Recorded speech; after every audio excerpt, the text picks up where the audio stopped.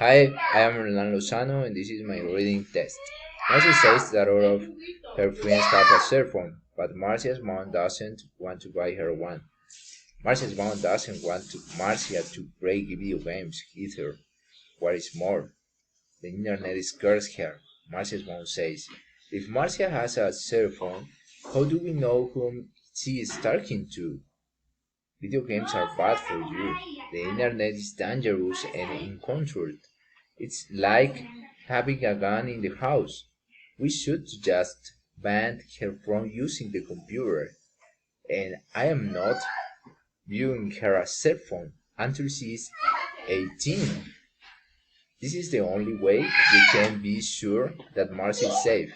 Marcy's dad disagrees with Marcy's mom, although he agrees that there are some dangers to it. He likes the internet and finds it to be very useful. The trouble is, he says, we just can't stop Marcia from using the internet as this would put her at disadvantage.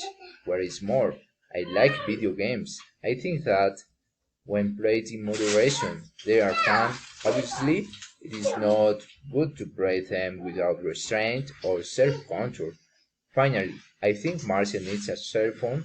We can't take these things away. Okay, thank you.